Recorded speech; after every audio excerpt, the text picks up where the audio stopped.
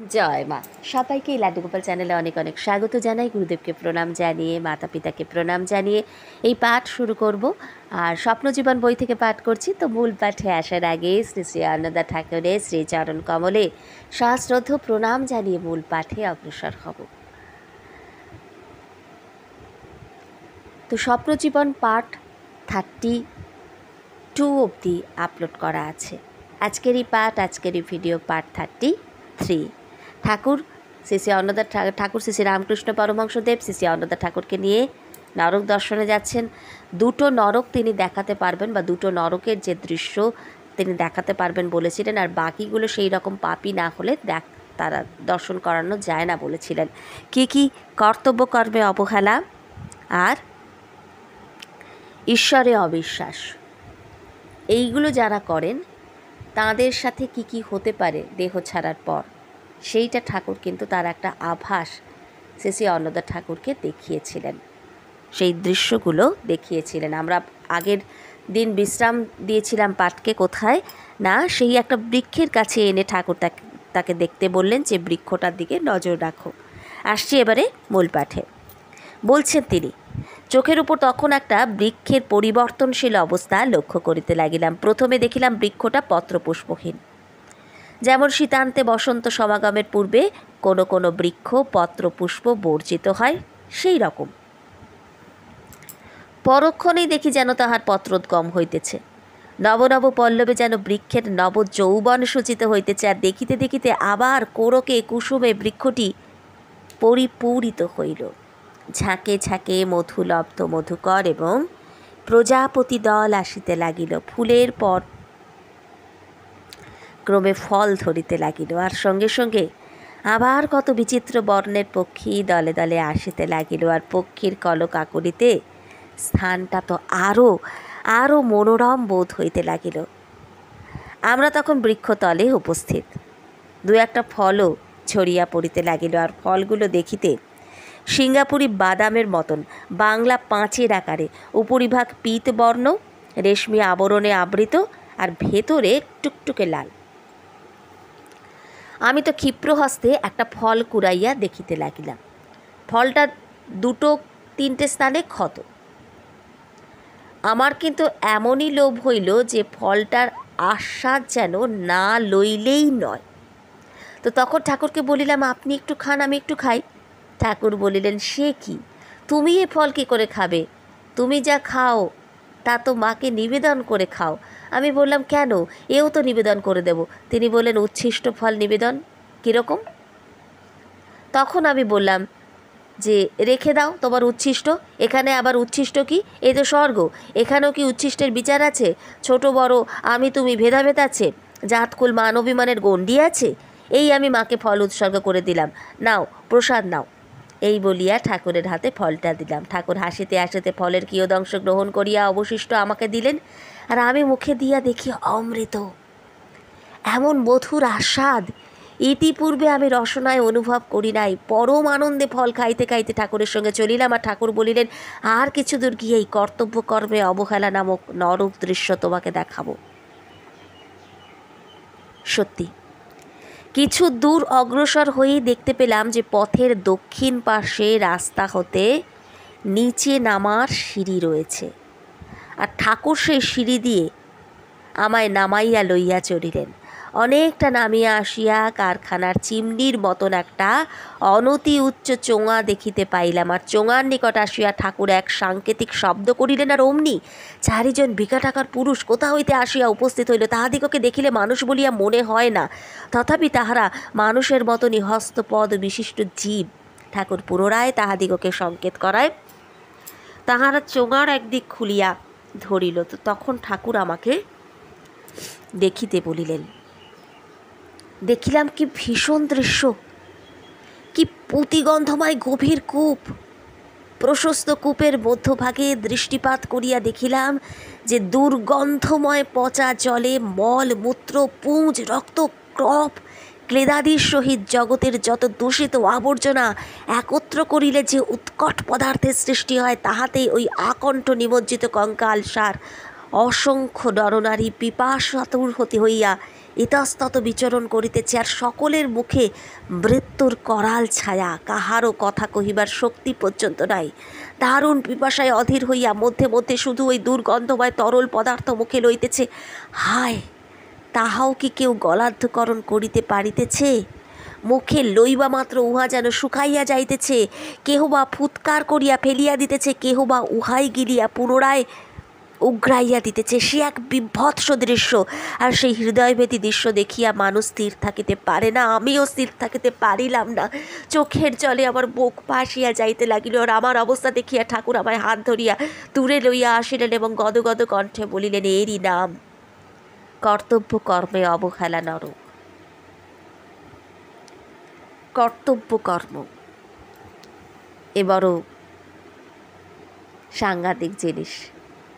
ঈশ্বর যাকে যে যে সম্পর্ক দিয়ে পাঠিয়েছেন, প্রতিটা সম্পর্কের সেবা করা, যেখানে যেখানে যা যা দায়বদ্ধতা রয়েছে, সেবা করা মানে এই নয় যে সবসময় তার কাছে গিয়ে বসে থাকা, তা নয়। প্রত্যেকের মঙ্গল চিন্তা করা, কারুর অনিষ্ট না করা, যেখানে আপনার যেটুকু কর্তব্য আছে সেই কর্তব্যটাকে পালন করা। অন্যের ওপরে দায় চাপিয়ে দেওয়া নয়, অন্যের ওপরে কর্তব্যের ভার চাপিয়ে দিয়ে নিজে সরে পড়া নয়। হ্যাঁ, যেটা আমি পারলাম না, ঠিক আছে, তার জন্য আমি ঈশ্বরের কাছে, তার কাছে ক্ষমা চেয়ে নেব, কিন্তু যতটুকু আমার পক্ষে সম্ভব হচ্ছে সেইটাকে হেলায় নষ্ট করাটা উচিত নয়। সেই সময়টাকে হেলায় নষ্ট না করে, সেই কর্তব্যগুলো ঠিক ঠিক পালন না করলে এটা অন্যভাবে চোকাতে হয়। এরপর আবার যখন আপনি আসবেন, কারণ এই সবগুলোর ক্ষেত্রেই তো ঋণানুবন্ধতা কাজ করছে, প্রতিটা সম্পর্কের ক্ষেত্রেই, তাই না সম্পর্কগুলো দিয়ে পাঠিয়েছেন, তো সেই ক্ষেত্রে সেই ঋণটা তো চোকাতে হবে। বিশেষ করে পিতামাতা, তাদের প্রতি যা যা কর্তব্য আছে সেখানে বিন্দু মাত্র অবহেলা করা চলে না। আজ ঘরে ঘরে মানুষ কী করছে, তাদের মা বাবাকে বৃদ্ধাশ্রমে গিয়ে রেখে দিয়ে আসছে। এর শাস্তি মারাত্মক হতে পারে কেন, হয়, হবে, এর কোনো অন্যথা নেই। এক তো এই জন্মেই ভোগ করতে হবে কিছুটা, বাকি যেটুকুনি থেকে যাবে সেগুলো আবার এসে চোকাতে হবে। তখন কিন্তু আরও কড়ায় গণ্ডায় উসুল করতে হবে, আরও বেশি করে চাপবে কর্তব্য কর্ম, আরও অন্য ভয়ঙ্কর রূপে আসবে। এবং তারপর তো শরীর ছাড়ার পর ঠাকুর যে দৃশ্য দেখাচ্ছেন, আস্তে আস্তে এগুলো পেরোতে পেরোতে ওপরের দিকে উঠতে হবে, এমনি ওঠা যাবে না।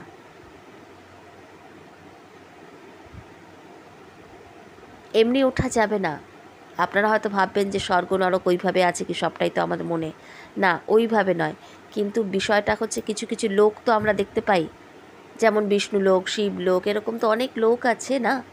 আমরা এখান থেকে যখন আস্তে আস্তে কোনো মানুষ ওপরের দিকে উঠতে থাকে, সেরকমই এটা আস্তে আস্তে ভাগ হয়ে গিয়ে এইখানে এই রকমভাবে মানুষজন রয়েছে। কেননা আমরা দেখি যখন কারোর শ্রাদ্ধ হয় তখন তাকে মন্ত্র যে পাঠ করানো হয়, তাকে বৈতরণী পাঠ করানো হয়।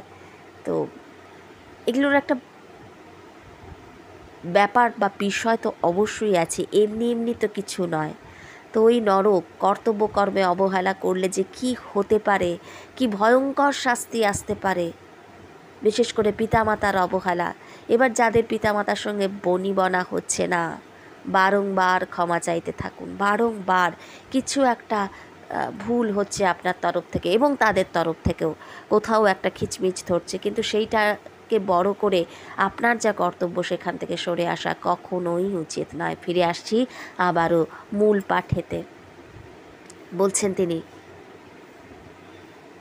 ঠাকুর কাতর হইয়াছেন দেখিয়া আমি কিছু সুস্থ হইলাম এবং বলিলাম, ঠাকুর, কর্তব্য কর্মে অবহেলাতেই যদি এই নরকে আসতে হয়, তাহলে পৃথিবীতে কজন এই নরকে না এসে নিস্তার পাবে? পৃথিবীতে এমন কজন মানুষ আছে যে ঠিক ঠিক কর্তব্য করে যেতে পারে? তদুত্তরে ঠাকুর বলিলেন, দেখো অন্নদা, কর্তব্য কর্ম বলতে তুমি যা বুঝেছো ওটা ঠিক নয়। শাস্ত্রকার তাকেই কর্তব্য কর্ম বলে গেছে যা না করলে মানব জন্মের সার্থকতা সম্পাদন হয় না। এখানে ঠাকুর আরও কিছু কর্তব্য কর্মের কথা বলছেন যেটা আবশ্যক, কিন্তু পিতামাতার প্রতি যে কর্তব্য, যেটা আমি বললাম, যেটা সব জায়গাতেই বলছে, তপভূমি নর্মদাতে আমরা পাচ্ছি, শ্রী শ্রী সদ্গুরু সংঘ গ্রন্থে আমরা পাচ্ছি, প্রতিটা গ্রন্থেতেই বলছে যে পিতৃমাতৃ সেবা এবং সেবায় রাস্তা পরিষ্কার হয়। হ্যাঁ, যার সাথে যে সম্পর্ক, কোনো সম্পর্কের মধ্যে আমাদের শত্রুতা থাকে, কোনো সম্পর্কের অতটা ক্লোজ হয় না, সেখানটাতে আপনাকে তার বাড়িতে গিয়ে বা তার সেবা করতে হবে এমন বিষয়টা নয়, আমি সেটা বলছি না। কিন্তু যতটুকু আপনার পক্ষে সম্ভব হচ্ছে, যেটা সম্ভব হবে না সেটা কেমন করে করবেন, যেটা সম্ভব হচ্ছে সেটা অবশ্যই চেষ্টা করা উচিত, বাকিটা সবটাই তো তাঁর ইচ্ছে। তো এখানে ঠাকুর বলছেন যে প্রথমত 3টে কর্তব্যের কথা বলি। শরীর রক্ষার জন্য ব্রহ্মচর্য, মিতাহার, ব্যায়াম, জ্ঞানার্জনের জন্য শাস্ত্রোধ্যায়ন, গুরু সেবা এবং সৎসঙ্গ, আর উপাসনা আর ভগবত কীর্তন, শ্রবণ, মনন, নিদিধ্যাসন। যা শুনলাম, যা সেটাকে মনন করা, বারবার মনের মধ্যে অনুরণন যাতে হয়, মনের মধ্যে নিয়ে আসা, এবং নিদিধ্যাসন, জাবর কাটার মতন সেটা থেকে রস আহরণ করতে থাকা সব সময়, সেটা থেকেই শেখা আবার। তো আমি বলিলাম, তাই বুঝি শাস্ত্রকাররা বলে গেছেন শরীর মাদ্যং খৌলু ধর্ম সাধনম। ঠাকুর বলিলেন, হ্যাঁ, আগে শরীর রক্ষা, তারপর তো জ্ঞানার্জন, আর তারপর উপাসনা। আমি বললাম, এই যদি মানব জীবনের সূচিপত্র হয়, তাহলে সংসার ধর্মের সময়টা কখন? না সবাই এখন ত্যাগের দিকেই কি যাবে? ঠাকুর বলিলেন, না না, তা কেন, আমি মোটামুটি দেহধারীর কর্তব্য নির্ধারণ করে যাচ্ছি। জ্ঞানার্জনের পর সংসার করাটাই তো নিয়ম, আর তারপরে উপাসনা। আমি বলিলাম, তা যদি হয়, তাহলে শাস্ত্রে যে ব্রহ্মচর্যাদি 4 আশ্রমের উল্লেখ করা আছে, আপনার কথার সঙ্গে তো তা মিলছে না। কেন মিলবে না? শাস্ত্রে যে 27 বছর পর্যন্ত ব্রহ্মচর্যের সীমা নির্দেশ করা আছে, সেই 27 বছরের মধ্যে ব্রহ্মচর্য এবং জ্ঞান লাভ 2 করতে হবে। এখন আবার তাও করতে হয় না। ঠিক 20 বছর যদি শরীর রক্ষা এবং জ্ঞান লাভের দিকে দেওয়া যায়, তাহলে 21 বছরই সংসার আশ্রমে প্রবেশ করা যেতে পারে। আর এই কলিকালে সংসার ধর্মের সঙ্গে সঙ্গেই উপাসনাতে মন দিতে হবে, তা না হলে যে জীবনে কুলোয় না। আর তুমি মনে করো না যে সংসারে প্রবেশ করলে জ্ঞান লাভ হয় না। এমন অনেককে দেখা যায় যে সংসারে ভোগে আগে ডুবে যায়, প্রাণে প্রাণে তার অসারতা উপলব্ধি করে, লোকে পবিত্র জ্ঞান লাভ করেছে এবং কঠোর সাধনায় কিন্তু তারা ব্রতী হয়েছে।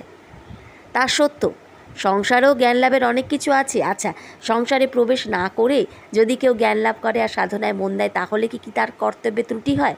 না না, তা কেন হবে? সকলকেই যে সংসারে প্রবেশ করতে হবে তার তো কোনো মানে নেই। সবাই যদি খেতে বসে পরিবেশনটা কারা করবে? তাছাড়া সবাই যদি সংসারে প্রবেশ করে, তাহলে সংসারের বাইরে যে এক পরম আনন্দের, পরম শান্তির পথ আছে, সেটাই বা কে দেখাবে? তাদেরকে কে দেখাবে সংসারী জীবদের? সেটাও তো দরকার। আর সংসারে জীবই বা কী আদর্শ দেখে ত্রিতাপ জ্বালার হাত থেকে মুক্তির চেষ্টায় ছুটবে? মনে করো তুমি একটা অন্ধকার ঘরে আছো, আর এক ঘরে যদি আলো না দেখো, তাহলে তুমি এই ঘরটা ছাড়বে কেন? যারা কুমার ব্রহ্মচারী, তারাই তো পথপ্রদর্শক, তারাই তো ত্রিতাপদগ্ধ দ্বীপের আশা ভরসার আশ্রয়স্থল, আর তারাই সংসারবদ্ধ নরনারীর মুক্তির সোপান। তো এরপর ঠাকুর কি বললেন? ঈশ্বরে অবিশ্বাস রূপ নরক দর্শনে নিয়ে গেলেন শ্রী অন্নদা ঠাকুরকে। কিন্তু সে কথা এর পরের পাঠে পাঠ করে শোনাবো। আজকের পাঠকে এখানেই বিশ্রাম দিচ্ছি। জয় মা, জয় মা, জয় মা।